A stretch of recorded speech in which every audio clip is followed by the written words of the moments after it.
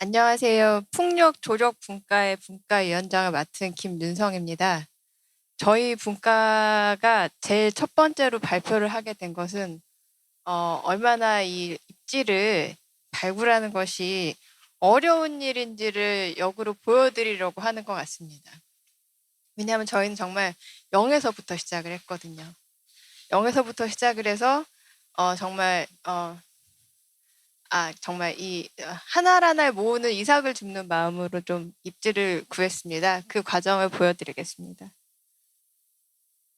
먼저 저희 풍력조력 경기도 내에 설치된 용량을 보면 지금 54.25 메가밖에 되지 않습니다. 네, 어셈블 계속 하겠습니다.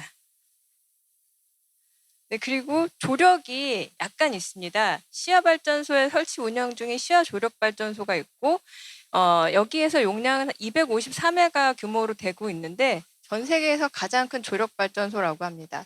이 조력발전소가 생겼던 주요한 이유 중에 하나는 수질 정화 때문이었습니다. 조력발전소가 있기 때문에 이틀에 한 번씩은 이 시야워 전체의 물이 한번 순환될 수 있는 그런 효과가 있다고 합니다. 앞으로는 이제 잠재량을 좀 보여드리겠습니다. 저희는 GIS 기반으로 분석을 했습니다. 물리적 입지 조건, 그리고 필수 규제 조건들, 그리고 여러 가지 자연환경과 인문환경, 그리고 규제 및 보존 지역을 4가지로 점점 더 이제 까다로운 조건들을 적용했을 때 보시는 바와 같이 오른쪽으로 갈수록 입지가 굉장히 줄어듭니다. 저희는 이 중에서 두 번째 아닌 필수 규제 요인과 환경 중요 보존 지역을 중심으로 분석을 한 결과 육상 풍력은 약 410에서 860메가 정도의 잠재량이 있다고 보여집니다. 물론 이것은 어떤 정책적인 노력에 따라서 더 많아질 수도 있는 그런 효과는 있을 것입니다.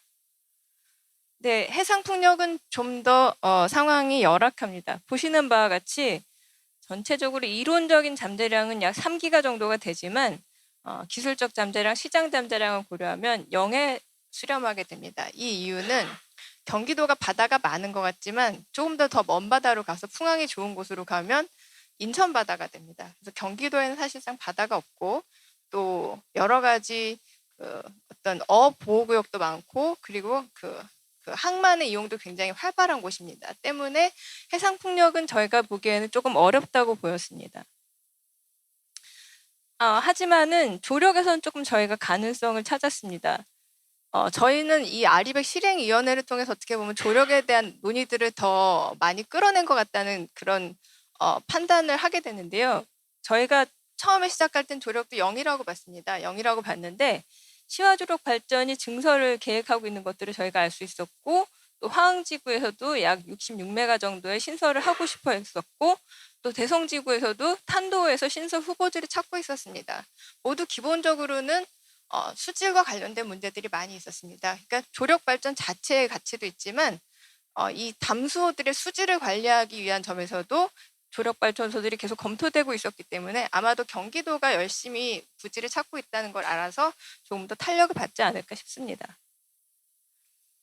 좀 더 구체적으로 육상풍력 말씀드리면 파주 지역에서는 가막산, 파평산, 계명산 등에서 약 72메가 정도의 개발 가능성이 분석됩니다.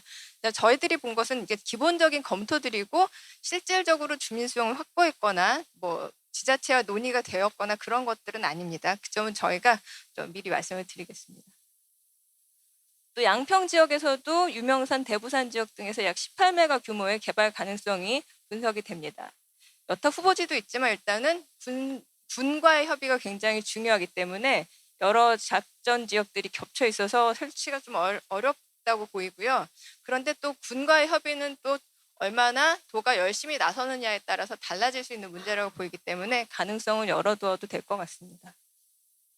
네, 시화 조력 발전소 보시는데요. 조력은 사실 장기적인 시간이 소요되는 사업입니다. 때문에 저희는 일단 증설을 하거나 리파워링하는 쪽으로 알아보았고요. 아까 말씀드린 것처럼 이 실행위원회를 운영하는 과정에서 좀 더 가능성들을 찾을 수 있었습니다. 의제별 실행 방안들을 좀 검토를 해보았습니다. 첫 번째는 인허가 규제 개선입니다. 풍력 같은 경우에는 사업 추진에서 굉장히 인허가가 여러 가지가 있습니다. 이 문제들을 풀기 위해서는 경기도와 지자체가 전담 창구를 운영을 하고 말하자면 원스톱샵입니다. 이 필요한 행정사항들을 해결하고 협의하면서 일괄적으로 처리할 수 있도록 전담팀을 만드는 것이 핵심적인 과제라고 판단이 내렸습니다. 입지별 실행 방안으로는 크게는 저희는 서해안 벨트와 평화 벨트를 고려를 하였고 경기도가 물리적으로 입지를 확보하기 어려운 것은 사실입니다. 그렇지만 일단 입지 요인별로 범위를 분석을 하고 여러 가지 규제들을 구체화하고 그리고 협의를 해가는 과정들을 첫 번째 해결 방안으로 드리고요.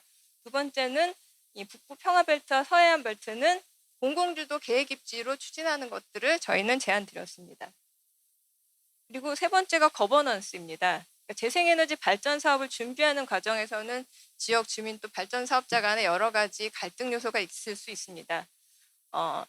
이미 잘 알려져 있는 것이지만 일단은 이익 공유를 하는 그리고 주민 수용성 해결과 더불어 민원 문제를 해결하는 방향이 필요하고 또 하나는 지방 정부가 주도적으로 입지를 발굴하고 이것을 공모하는 과정에서 투명성을 얻어가는 이 어떤 사업의 계획 절차를 만드는 것이 중요하다고 보였습니다. 그리고 저희는 그래서 민간 협력의 거버넌스 사업 체계를 구축해야지 저희가 실행위원회에서 제안드린 입지들이 구체적으로 시범지구까지 이어질 수 있다고 보았습니다. 네, 이상 발표 마치겠습니다. 감사합니다.